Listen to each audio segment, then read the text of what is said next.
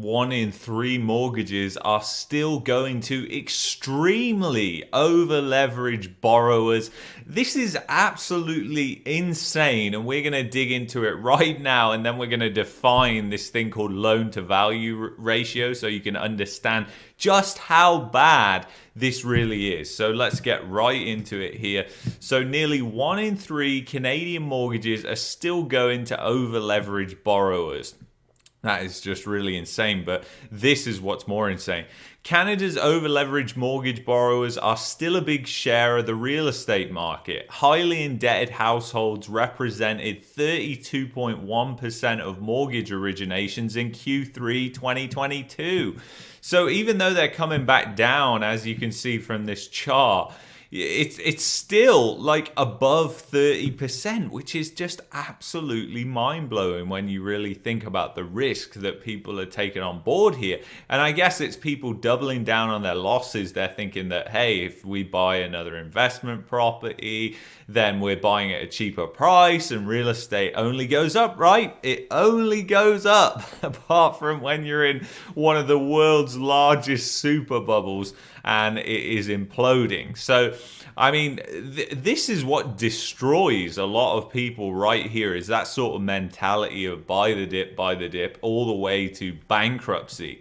It's not good at all. So it says that is down 6 percentage points from the previous quarter, as we can see in that chart there.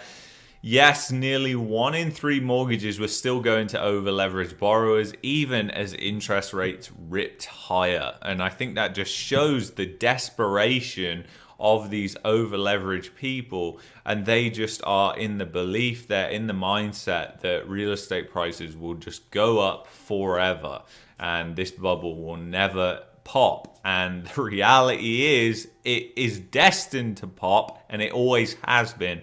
It's just most of these people didn't realize it because they got caught up in all the excuses of why it won't pop. And it's so funny because it doesn't matter which real estate market in the world you go to. And over the past year, I've explored a couple in the United States, Mexico, and the UK also. And there's different excuses that people give to why real estate is always going to go up. But there's always an excuse. That is the main takeaway from that. And I kind of find that funny that nobody really thinks about that in the bigger picture. And I think it's mainly because people just focus on their one country. They don't really look outside of that country and realize that, it's just not the way it happens. These excuses are always there, and they just drive the bubble and the mania even further. And that's what happened during 2020 and 2021. But anyways, so the share of over-leveraged borrowers is falling with rising interest rates. The regulator emphasized the market shift to over-leveraged borrowers during the pandemic. They estimate an average of 33.7% of originations since the start of the pandemic had an LTI of higher than 450% compared to 23.8% in the period prior. And then it says vulnerabilities are amplified by the concentration at smaller lenders. And this is kind of quite interesting, really, because essentially what has happened is a lot of these people with the higher LTIs, as they call it, they are essentially going to smaller borrowers, small to mid-sized borrowers. So you can see from this chart that they are going to these mid-tier and small borrowers, and those are the ones that are even more vulnerable to going bust, essentially. They don't have the liquidity and capital on hand if things get really bad, and things are getting ugly in the mortgage market. They have been for the past 12 to 18 months. Mortgage values have been dropping to the same level as around 2008 after the financial crisis, when nobody wanted to buy mortgages. And I think they've had a little bit of a rally as of bonds recently, but it's kind of crazy that people are still brainwashed into thinking that people are going to be able to pay all this debt back. But then again, I think part of it is the fact that because the government is giving it its rubber stamp and the CMHC is giving it its rubber stamp and saying we're guaranteeing that, a lot of people are sort of like, well, you know what? It doesn't matter because the government's going to bail everything out. The government's going to bail everything out. And that creates this kind of moral hazard in the system, essentially. Similar to what we saw in the US during the lead up to the great financial crisis. So it's not good at all. The first surge was in 2017 when BC and Ontario had a mini speculative bubble.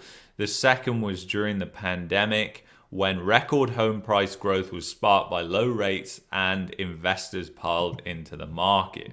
So, what I want to show you now actually is essentially the Fred has a chart which shows United States real home price growth, and I just want to show you this because it kind of puts it to bed when everyone says real estate only goes up in value, right?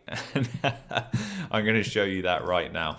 Okay, so real residential property prices for the United States. So as you can see, it's in like another bubble right now, and there's been all these bubbles in the past. The bubble right there, then another one popped, and then another one popped, then another one.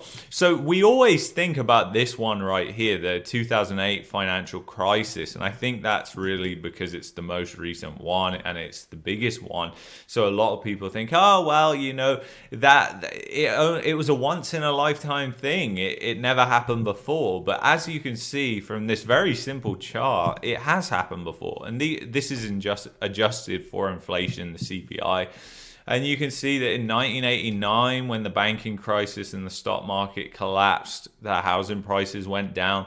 And how long did that take? It took 7 years to bottom out.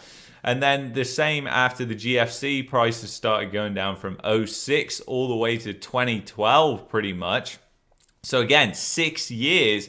And then in the late 70s, when home prices went down, they went down from 79 to 82. So you're talking about 3 years of price declines, and then they were pretty much flat until 85.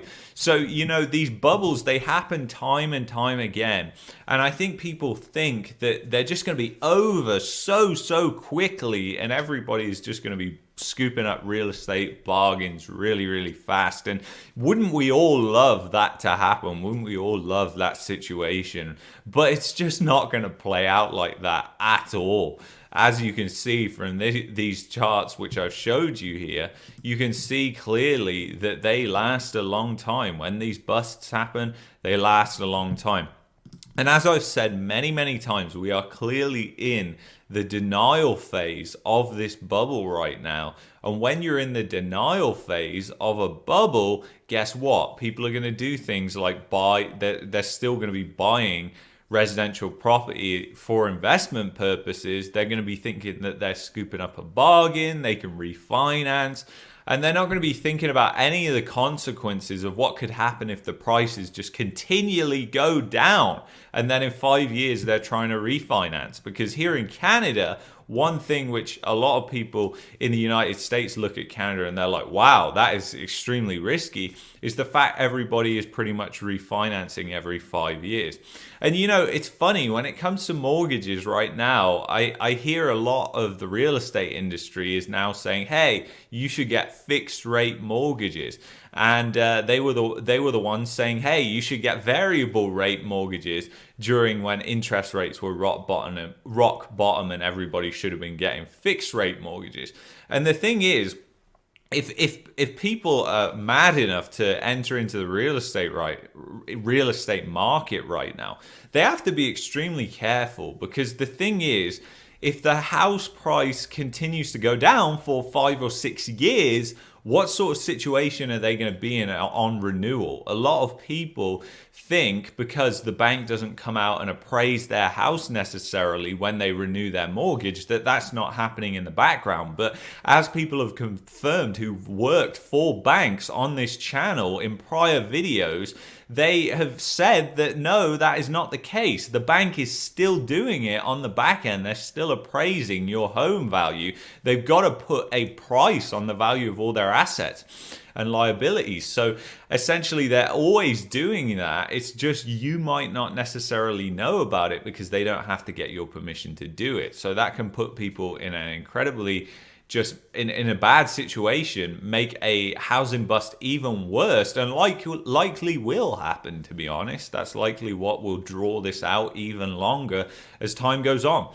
So anyway, if you enjoyed this video, you might like that one there. You might also like that one there, and I will see you guys in the next one. Take care of yourselves. Peace. Bye-bye.